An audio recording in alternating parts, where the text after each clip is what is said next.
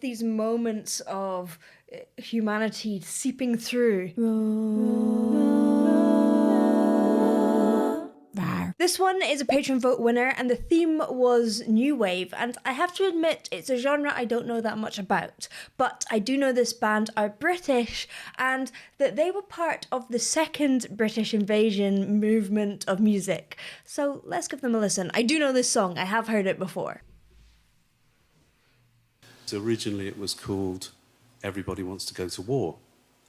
Which really doesn't have the same ring. It just doesn't, yeah. Confessions time. It was like, okay, you know, we couldn't really sing it. But what was great was when we were doing Big Chair, Chris Hughes, the producer, at the end of each session would get us to play that song.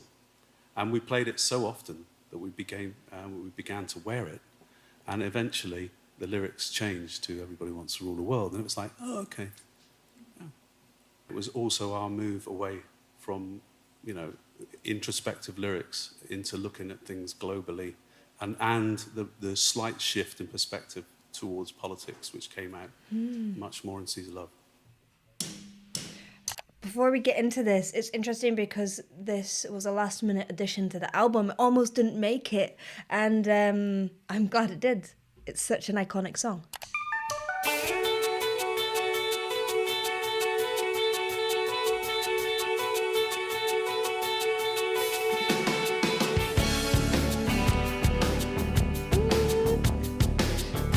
It's actually quite thoughtful lyrics, so it's weird to have that dancey feeling to it.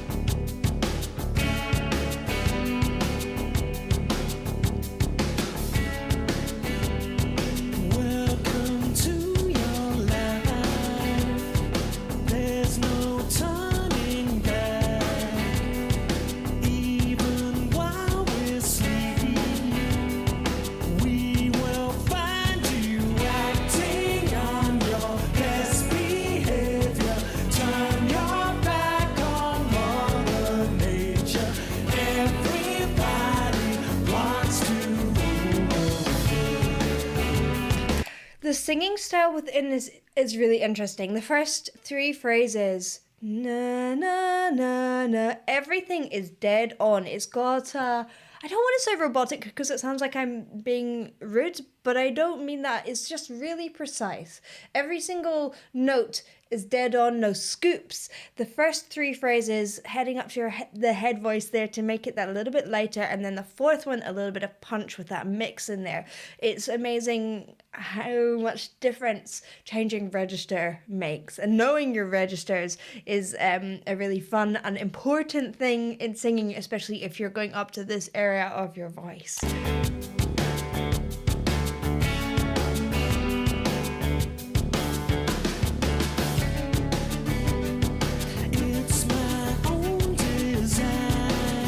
And no vibrato.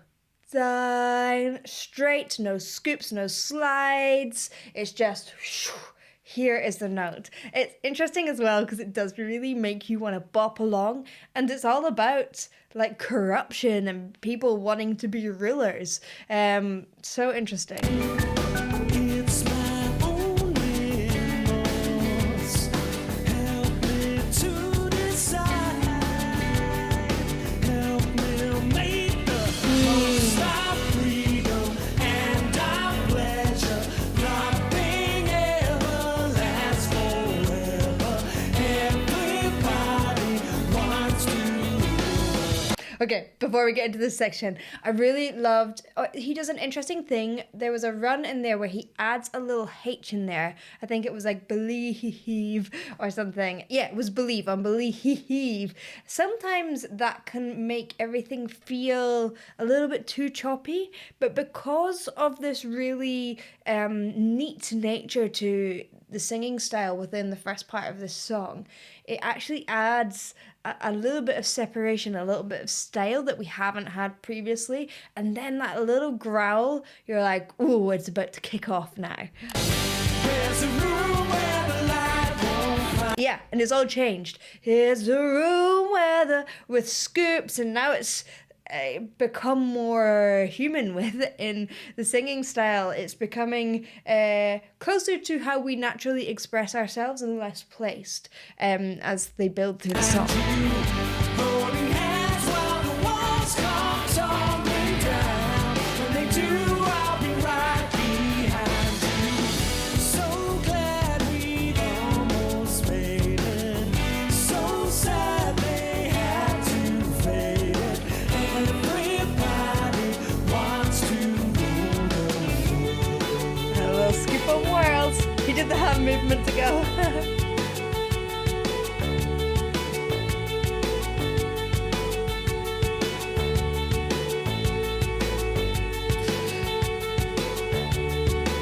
Someone's asked me this before. Does doing hand movements help you sing? And you see singers, they'll be like, whatever, world, with a little scoop.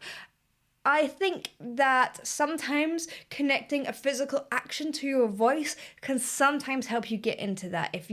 Sometimes it's just part of your natural expression, but because you're communicating verbally, it's no surprise that you would also be communicating through gesture and body language as well. Sometimes it's something to be aware of if it's overly distracting, but sometimes it's just you, and sometimes it's fun, and sometimes it can just help your brain make the connection it needs to when you're learning something that's difficult in singing.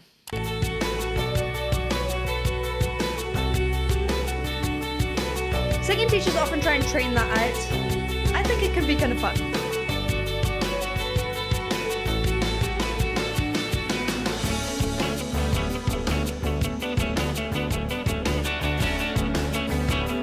That repeated bass is so addictive.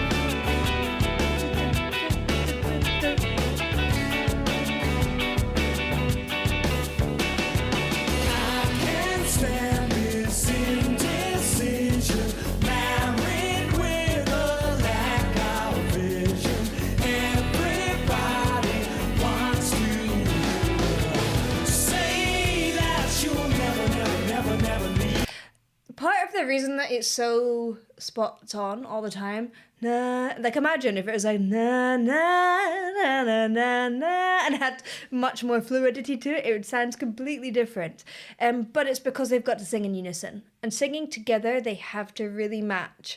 Having that glorious kind of doubling sound in recording, having two people who are good singers is really, really handy, but you both have to be really spot on, and you either have to make it simple and make it really, really precise, or you have to really work through exactly when you're going to put the slides in. And often, actually, if singers sing together for a long time, they start to tune in together and just naturally know that. It's interesting because I feel like, and I don't know if this is a choice or it's just an instinct. If it is an instinct, it's a very good one. I feel like you've got this real feeling of work and progression with the way that the bass and the drums have this constant rhythm, and the guitar as well.